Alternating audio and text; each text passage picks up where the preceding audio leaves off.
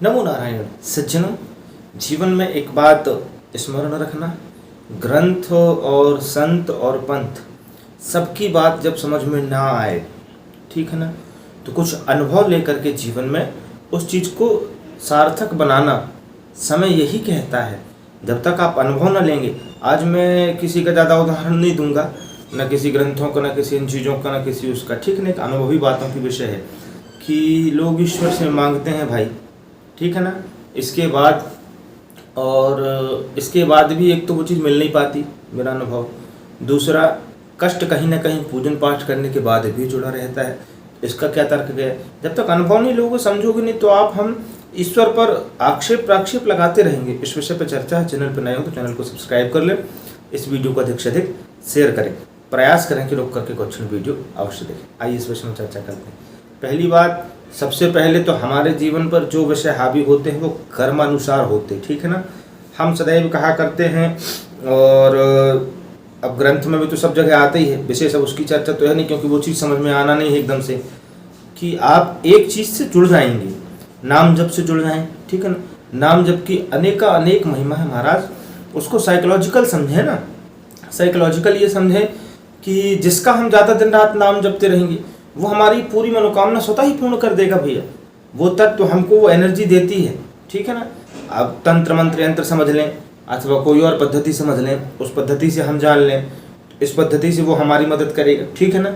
दूसरा, मांगना हम बंद कर दें, क्योंकि ये दुख का कारण बनता है। आकांक्षा रहित कर्म बड़े उत्तम होते हैं। कोई अभिलाषा है ही नहीं, अभिलाषा रहित कर्म है।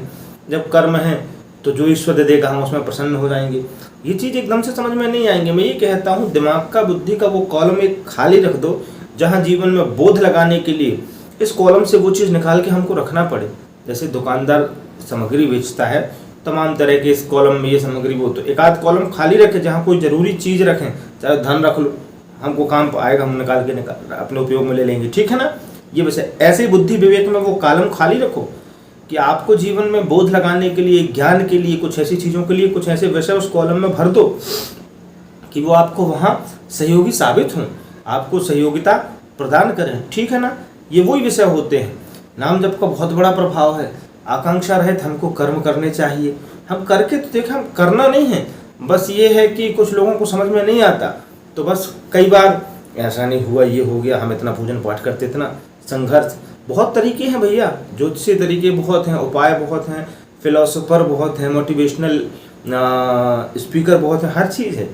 बात इसकी भी यदि समझ में नहीं आ रहा तो हम क्या, हमारा वो कॉलम जैम हो चुका है, वो कॉलर हमारा जाम हो चुका है, उस कॉलम में हमने ब्लॉक कर दिया उस कॉलम को, वहाँ वो चीज़ हम बैठाना नहीं चाहते। वो जब बैठा लेंगे तो हम उसमें खो जाएंगे। हम पाएंगे कि हमको एक अद्भुत शांति का अनुभव हुआ। आज दुनिया शांति के लिए दौड़ रही है, ठीक है ना। तो हम एक तो किसी के सामने मांगने की पद्धति में उचित नहीं मानता, वो खुद देगा। एक बढ़िया, हमारे गुरुजी हमको सदैव कहानियों में जब हम सुनते थे गुरुजी को, तो कहा करते थे कि बेटा, एक सेठ के यहाँ 2 लोग काम करते हैं, जिसमें से एक को मासिक वेतन मिलता है और कभी कभी बोनस मिलता है दिवाली इत्यादि में, और पेमेंट बढ़ाता भी है। दूसरा जो है वो मालिक से कुछ नहीं मांगता, कोई आकांक्षा। मालिक ने जो मासिक वेतन उसको दे दिया उसको रख लेना है, जो उसको बोनस दे दिया रख लेना, बढ़ाएं तो ठीक, ना बढ़ाएं तो ठीक। अब संयोग ये हुआ कि बोले दोनों के घर में कोई काम हुआ, ठीक, जिसको मासिक वेतन मिलता है उसको भी, जिसकी बोनस मिलता है उसको भी, और जिसको नहीं मिलता कुछ जो मालिक उठा कर दे। तो अब उसके घर में मान लो दोनों के बच्चियों की शादी हुई, तो मालिक सबसे ज़्यादा किसकी मदद करेगा? दोनों को सहायता की आवश्यकता है। मालिक सबसे ज़्यादा किसको देगा, किसकी सहायता करेगा? तो बोले उसकी करेगा जो कुछ नहीं मांग रहा, जो न्यूट्रल है, काम भी पूरा कर रहा है।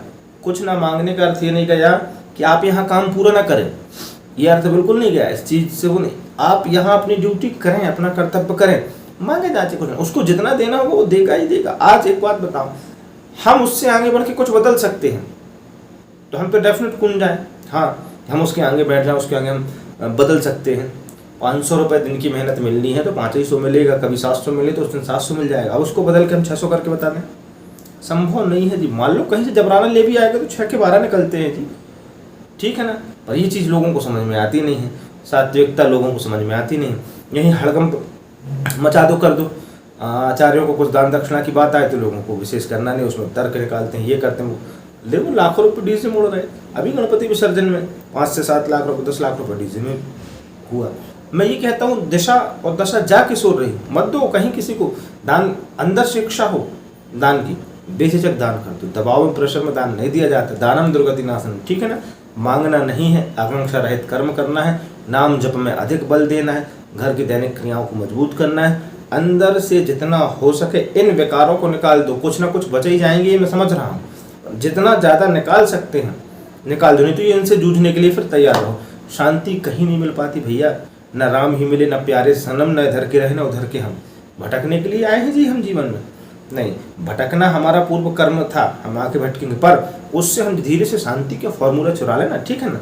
इतनी सी चर्चा होती, बात अच्छी होती, बात को चैनल को सब्सक्राइब कर लें और इस वीडियो को शेयर करें। नमो नारायण।